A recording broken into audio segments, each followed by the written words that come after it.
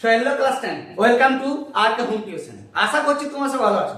তোমার তো আর কিছুদিন পরে শুরু হবে সেকেন্ড ইউনিট টেস্ট পরীক্ষা, তারপর তোমাদের টেস্ট, তারপর মাধ্যমিক 2027।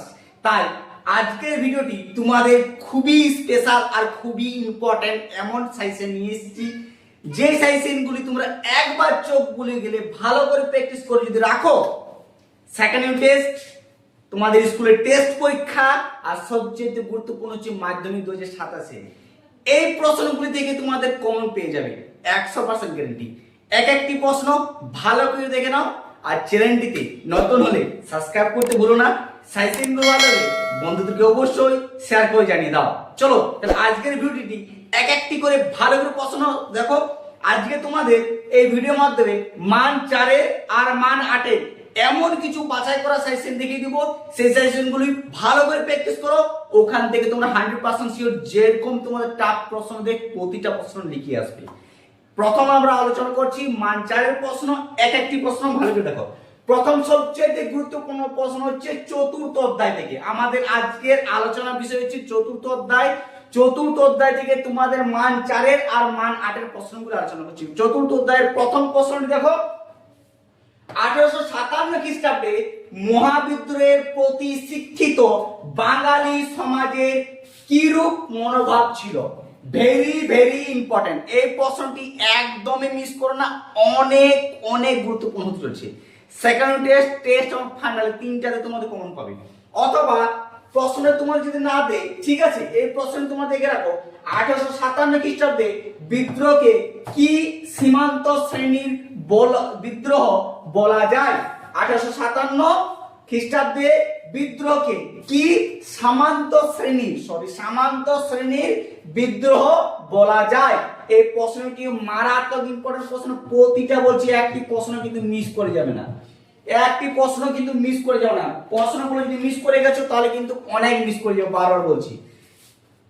দেখো 2 নম্বর প্রশ্ন হচ্ছে সবচেয়ে বেশি গুরুত্বপূর্ণ, যেটি তোমাদের টেস্ট এবং ফাইনাল জন্য অনেক ইম্পর্টেন্ট চলছে। আর তোমাদের সেকেন্ড ইউনিট টেস্ট দিবে, বলার কিছু নেই। চতুর্থ দিকে যে প্রশ্নগুলো দিচ্ছি অনেক রিসার্চ এবং বাছাই করা প্রশ্ন, তাই তোমাদের বারবার বলছি প্রতিটা প্রশ্ন ভালো করে প্র্যাকটিস করবে।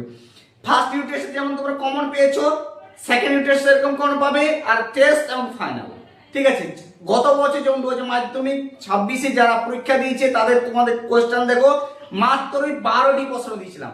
হ্যাঁ, মাত্র 12টি প্রশ্ন দিয়েছিলাম। 12টি প্রশ্নের মধ্যে 4টি প্রশ্ন কিন্তু 4-5 করে হুবহু কমন। তোমরা সেই সাইসের ভিডিওটি ডেসক্রিপশনে লিংক দিয়ে দেবো, সেখান থেকে তোমরা দেখে নিতে পারো, ঠিক আছে। দেখো 2 নম্বর প্রশ্ন হচ্ছে জাতীয়তাবোধের বিকাশে আনন্দমঠ উপন্যাসের গুরুত্ব লেখো। অথবা প্রশ্নটি তোমাদের ঘুরিয়েও দিতে পারে বা আলাদা প্রশ্ন একটা দিয়ে দিতে পারে, ওটি যদি না দেখিয়ে দিতে পারে। জাতীয়তাবাদ বোধের বিকাশে বর্তমান ভারত গ্রন্থের গুরুত্ব লেখো। এই দুটো প্রশ্নের মধ্যে যে কোনো একটি প্রশ্ন দিবে, কিন্তু দিবে, ঠিক আছে। দেখো টিকা তোমার যেমন দিতে পারে সেকেন্ড টেস্ট এবং ফাইনাল, তিনটা যেন টিকা দেই, একটি হলো টিকা পড়বে। তাই টিকাটি দেখো, তোমাদের মাত্র 4টি টিকা দিচ্ছি, 4টি টিকা ভালো করে প্র্যাকটিস করো। এই 4টি টিকার মধ্যে আরামসে কমন পেয়ে যাবে, ঠিক আছে। দেখো প্রথম হচ্ছে বঙ্গভাষা প্রকাশিত সভা, অথবা মহারানীর ঘোষণাপত্র, বা হিন্দু মেলা, অথবা ভারত সভা। এই 4টির মধ্যে তোমরা একটি অন্তত কমন পাচ্ছ। কোনো সময় মহারানী ঘোষণাপত্র টিকা না দিয়ে তোমাদের প্রশ্ন দিয়ে দিতে পারে, কিন্তু টিকাটা ভালো করে প্র্যাকটিস করে রাখো। প্রশ্ন তোমাদের লিখতে গুলাবে, ঠিক আছে, আর টিকা তো লিখতে গুলাবে, এমন ভাবে প্র্যাকটিস করবে। হিন্দু মেলাটা সেম, তোমাদের টিকা তো দিতে পারে বা প্রশ্ন দিতে পারে, হ্যাঁ, মানে ঘুরিয়ে দেবে, কিন্তু দিবে। দেখো 4 নম্বর প্রশ্ন হচ্ছে জাতীয়তাবাদের বিকাশে রবীন্দ্রনাথ ঠাকুরের গোরা উপন্যাস। ভেরি ভেরি ইম্পর্টেন্ট, গোরা উপন্যাস। আর এখানে তোমাদের যে টিকাগুলি দিলাম সেটা অনেক ইম্পর্টেন্ট হতে চলেছে, ঠিক আছে। গোরা উপন্যাসটি গুরুত্ব লেখো। এটি তোমাদের 2027-এ পড়তে চলেছে মাধ্যমিকে, ইম্পর্টেন্ট প্রশ্ন, একদম ভেরি ভেরি ইম্পর্টেন্ট প্রশ্ন। লাস্ট তোমাদের প্রশ্নগুলি একটি দেখিয়ে দিচ্ছি, এই প্রশ্নের বাচ্চা প্র্যাকটিস করো। দেখো ভারত সমিতি যুগ বলতে কি বোঝো, অথবা হিন্দু মেলার প্রতিষ্ঠিতা উদ্দেশ্য কি ছিল? এই প্রশ্নটি আর এই যে টিকায় তোমাদের প্রশ্ন, এই দুটো প্রশ্ন প্রায় সেম, দুটো প্রশ্ন কিন্তু প্রায় সেম। প্রশ্ন দুটো ভালো করে প্র্যাকটিস করো, উল্টে দিতে পারে, হয় হিন্দু মেলা দিতে পারে কিংবা প্রশ্ন দিতে পারে হিন্দু মেলার প্রতিষ্ঠা উদ্দেশ্যে কি ছিল বা হিন্দু মেলা উদ্দেশ্যে কি ছিল, এরকম ভাবে প্রশ্নটা তোমাদের ঘুরিয়ে দিতে পারে, কিন্তু দেবে। এই যে তোমাদের মাত্র 5টি প্রশ্ন দেখিয়ে দিলাম, 5টি প্রশ্নের মধ্যে তোমাদের সেকেন্ড ইউনিট টেস্টে আরামসে কমন পেয়ে যাবে। চতুর্থ অধ্যায় থেকে যেমনই প্রশ্ন দেখ এই 5টির মধ্যে তোমরা পাচ্ছে, এটা কিন্তু শিওর। আর টেস্টও এখান থেকেই পড়বে, ফাইনাল এখান থেকে পড়বে। চতুর্থ অধ্যায়তে তোমাদের যেমনই প্রশ্ন প্রিন্ট করুক এখান থেকে তোমরা পেয়ে যাবে, এটি তোমার গ্যারান্টি থাকো। চলো এবার 8 নম্বর প্রশ্নগুলো দেখে নাও। দেখো এবার তোমাদের মান 8-এর প্রশ্ন মাত্র আমি 3টি দিচ্ছি, 3টির মধ্যে একটি পড়ে যাবে।